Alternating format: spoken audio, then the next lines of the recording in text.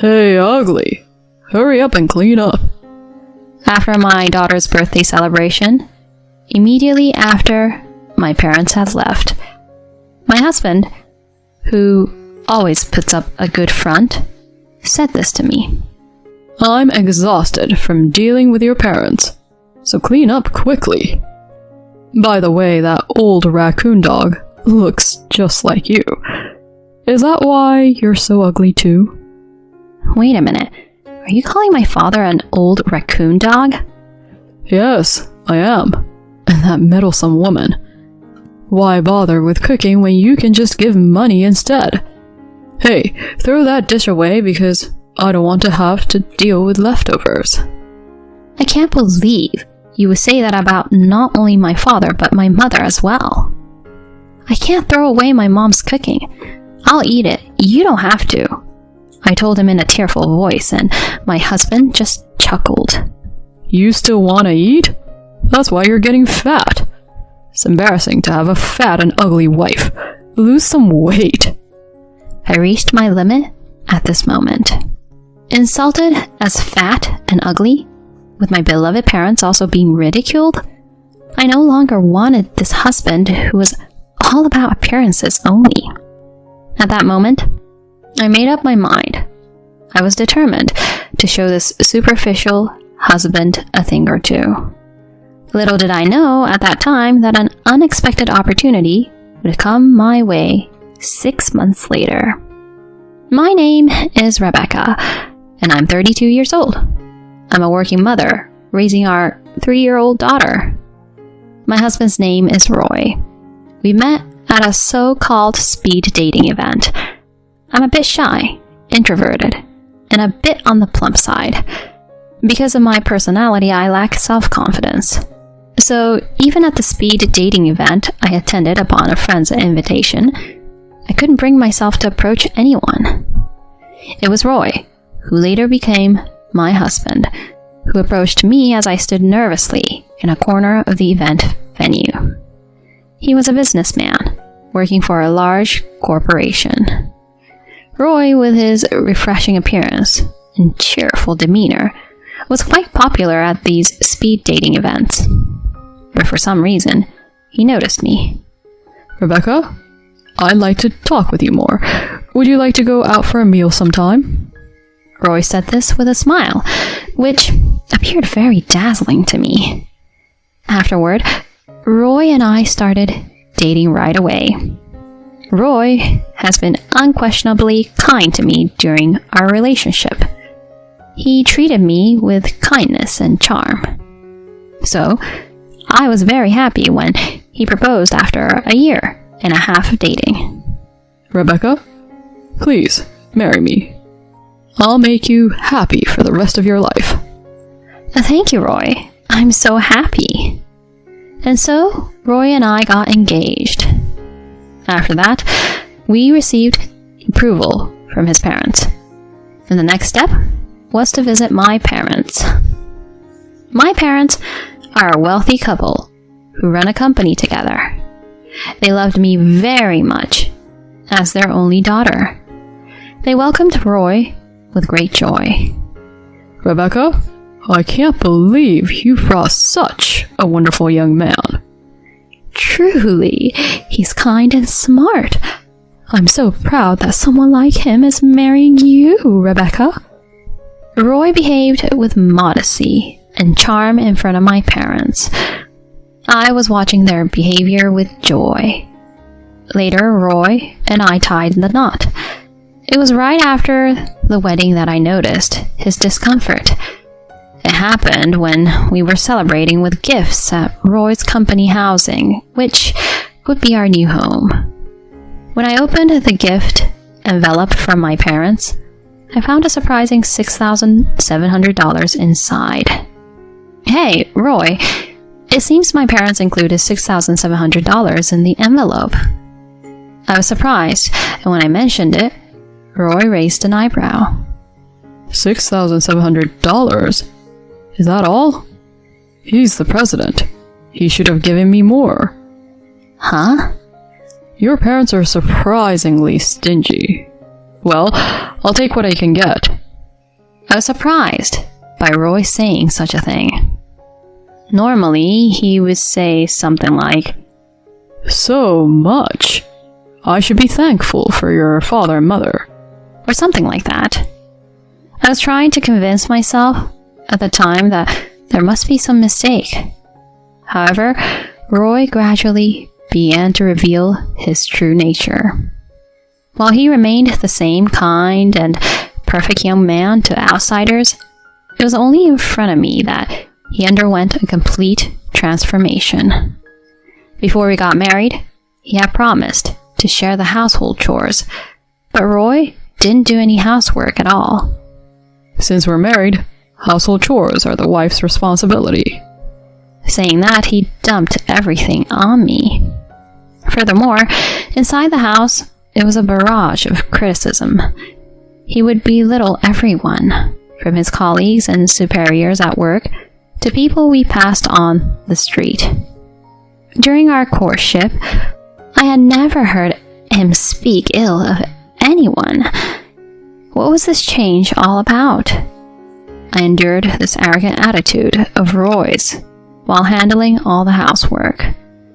On the other hand, there was some good news. It turned out that I was pregnant just 6 months after getting married. "Hey, Roy, it seems like I'm pregnant." "What? Really? Way to go, Rebecca." It seemed like Roy genuinely rejoiced at my pregnancy, and he immediately called our parents to share the news. Watching him in that moment, I thought maybe Roy will return to being the kind husband he used to be. Surely it would be like that. However, that hope was soon shattered. Roy was cold even to me when I started experiencing morning sickness. "Are you sleeping again? Even if you're pregnant, you're slacking off on household chores too much, aren't you?" Roy said this to me as I lay on the bed, feeling sick. In response, I told him, "I'm really struggling with morning sickness, and I can't eat properly. I think I could manage to eat Jell-O." I thought he might buy some Jell-O for me, so I said it with that tiny bit of hope. However, he immediately contorted his face. "Huh? What's with that tone? Do you really think I'd go out and buy Jell-O for you? Cut it out with the whining." Saying this, he continued to have his meal, leaving me disappointed. A few days later, Melinda, an older woman who lived in the same company housing as Roy and was the wife of his boss, approached me. "I heard that you're pregnant, Rebecca. Congratulations." "Oh, thank you. It's still early." "Morning sickness must be tough, right? I heard that from your husband when I met him the other day. He told me that he's doing all the household chores, even searching for and buying Jell-O for you. What a great husband he is." Huh? Even during morning sickness, I was made to do all the housework, and he didn't even buy Jell-O for me. Melinda continued, disregarding my feelings. "You're such a fortunate woman to have such a great husband, Rebecca. Oh, by the way, I have a 1-year-old daughter too. When your child is born, we should become mom friends, okay?" Yes, I'd love to. Thank you very much." I couldn't believe that Roy was telling such lies outside. I was truly getting frustrated. Afterward, I gave birth safely, and we had a lovely baby girl whom we named Monica. When my parents came to meet Monica for the first time, there was this conversation. "Roy, Rebecca, congratulations. She's such a cute little girl." "Knowing you, Roy, we don't need to worry about parenting. Please take care of Rebecca and Monica." Roy responded to my parents with a smile. "Yes, I even took paternity leave, so you can leave it to me. I'll do my best with parenting." "Oh my, you took paternity leave?" "My wife and daughter are my treasures, so I have to work hard to be a dedicated father." Rebecca, you really are a lucky woman. All I could do at that moment was force a smile. Later, when parenting began, Roy predictably did nothing. Even when Monica cried, he wouldn't pick her up, nor would he change her diapers. Moreover, taking advantage of his paternity leave, he started going out frequently. One day, when Roy returned home, I was changing Monica's diaper. Hey, I'm back. Welcome back. Where did you go today? What? Surfing. There were great waves today. While I spent the entire day taking care of Monica and doing housework, he had gone surfing. As I quietly continued my tasks, Roy seemed irritated and said, Hey, the master of the house is back, so how about serving a beer or something? Can't you see what I'm doing? I'm in the middle of changing the diaper now. That can wait. Come on, hurry up and get me a beer. I sighed, stood up, and got Roy a beer. As time went by, I returned to work, and we enrolled Monica in a nearby daycare. Living in the same company housing, I had the chance to become friends with Melinda, the wife of Roy's boss, and with Haley, another one of his colleagues' wife. One day when I was picking up Monica, Haley said, Rebecca, your husband, it's so kind of him to take Monica to daycare every morning. My husband would never think of doing such a thing. It's true that Roy had taken it upon himself to take Monica to daycare every morning. Melinda, with a smile on her face, added, Moreover, Roy greets us cheerfully every morning. When I praised him and said he's amazing, he replied like this. My wife and daughter are my treasures, he said. He's a truly wonderful husband. Perhaps my husband is trying to create the impression of being an involved father by taking on the responsibility of dropping off our child at this daycare, which is frequented by many residents of our company housing. If that's the case, it's too calculating. However, I couldn't say much thanks to them, so I had to force a smile. On Monica's second birthday, my parents came to celebrate with us. On that day, Roy's outward appearance was perfect, and we had a pleasant time together. My parents left, but after watching their car drive away, Roy said this to me. Hey, you, ugly, hurry up and clean up. Huh? Although I had experienced his arrogant attitude before, he had never called me ugly. I'm exhausted from dealing with your parents. Hurry up and clean. By the way, that old raccoon dog looks just like you. Is that why you're so ugly too? Hold on. When you say that old raccoon dog, are you talking about my father? Yeah, but it's true, isn't it? And that meddling hag. Why bother with cooking when you can just give money instead? Hey, get rid of that food. I don't want leftovers. To insult not only my father, but also my mother like this? I can't throw away my mother's cooking. I'll eat it so you don't have to. With a teary voice, I declared this, and Roy sneered. Still planning to eat, huh? That's why you're getting fat. It's embarrassing to have a fat and ugly wife. Lose weight, you fatso. Insulted as fat and ugly, with my beloved parents also being ridiculed, I no longer wanted this husband who was all about appearances only. At that moment, I made a determination to show him what I'm capable of. Afterward, I purchased a voice recorder and started recording Roy's actions and words. Unbeknownst to him, the audio files started piling up. Roy continued to display his arrogant attitude at home. I recorded everything meticulously, including him calling me names like ugly, fat, and incompetent, insulting my parents, berating colleagues and superiors in our house, and treating Monica coldly. 6 months later, an unexpected opportunity arose to present this evidence. Roy, it seems there's a sports school event for Monica coming up. What are you going to do? It's a hassle, but of course I'm going. I have to keep up my image as an involved dad. I secretly smiled. On the day of Monica's sports event, we were joined by my parents, and I saved seats in the same tent with my mom friends, Melinda and Haley. Well, Rebecca, your husband is here too. Truly, he's quite an involved dad. I envy you. My husband is just sleeping at home. Melinda and Haley kept praising Roy, and he delivered his usual line. Well, my wife and daughter are my treasures. At that moment, I decided it was time to drop a bombshell. This guy might be saying these things now, but he's terrible at home, you know. He calls me ugly and fat, and he doesn't show any affection for Monica either. Really? Is that so? Hey, what are you talking about? My mom's friends and my parents were surprised, and Roy was clearly flustered. Hey, come on, don't make up such baseless things. What's gotten into you, Rebecca? At that moment, I pressed the play button on the voice recorder at the perfect timing, and Roy's insults echoed throughout the tent. Hey, ugly, where's my beer? Maybe our daughter's clumsy because she takes after you.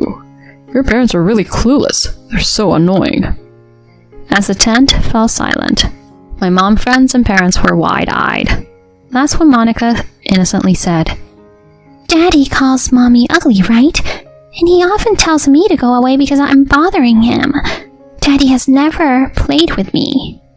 Monica's words sent a shiver through the tent. Roy tried to grab my voice recorder in a panic, but this time I played another audio file. I got approached by that Melinda woman at the daycare again. I think she likes other men. Well, her husband is a bad boss. He can't do his job, and on top of that, he's bald. With him, it's no wonder if she's looking at someone else's husband. Your mom friend Haley, her husband started the same year as me. He's a slow learner, and everyone makes fun of him. He'll never get promoted with that kind of incompetence. Plus, his wife is ugly. It's really quite pitiful. Both of my mom friends were left with their mouths wide open. While it might be expected to hear your own shortcomings and your spouse's criticized, hearing it so explicitly was another matter. Hey, stop it! With a voice that was almost a scream, Roy raised his voice to stop me. At that point, I pushed it further by playing another audio file. Hey, ugly, do you know why I married you? Huh? It's because your family has money. I thought I could get some cash with that old raccoon man as the president, but the financial support was less than I expected. We're already married and independent. Is that terrible cook of a mother of yours cutting off the funds? Both of your parents are so stingy. That's all you can get, so you better squeeze more money out of them. After playing that far, Roy finally took the voice recorder from me. However, it was too late by then. The two mom friends were glaring at Roy, whispering to each other in hushed voices. My parents were looking at Roy with reddened faces, and that's when my father spoke up. Roy, what's the meaning of this? Well, it's not what you think. It's a fabrication by Rebecca. There's no doubt it was your voice, and Monica also testified. I never thought you were that kind of guy. I've been completely deceived. Dad. That's when my mother took mine and Monica's hands. Starting today, Rebecca and Monica will be coming home with us. Huh? Rebecca, come on, say something. Are you planning to leave me? At that moment, I said firmly, I'm sick and tired of a man like you. All appearance and no substance. We're getting a divorce. Get ready to pay alimony and child support. You hear me? And so, leaving behind my bewildered husband, we all walked away. Later, my parents hired a lawyer, and I was able to divorce Roy on favorable terms. He paid me $14,000 in emotional distress damages, and I received a significant portion of the property division. We also agreed on $540 per month in child support. My mom friends told their own husbands about his true nature. Roy got the cold shoulder at work. He was eventually relegated to a back office department by Melinda's husband, who was his boss. Now he says he's being ostracized by his peers. However, he has to pay child support for Monica. It's said that he has to continue working tirelessly under extremely difficult conditions. But I don't feel any sympathy for Roy. I just hope he works like a horse to pay Monica's child support. On the other hand, I have returned to my parents' home with Monica and I'm peacefully raising her. My parents also help with childcare.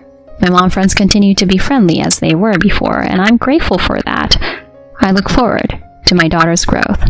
I want to work hard and live life with a positive attitude as I move forward.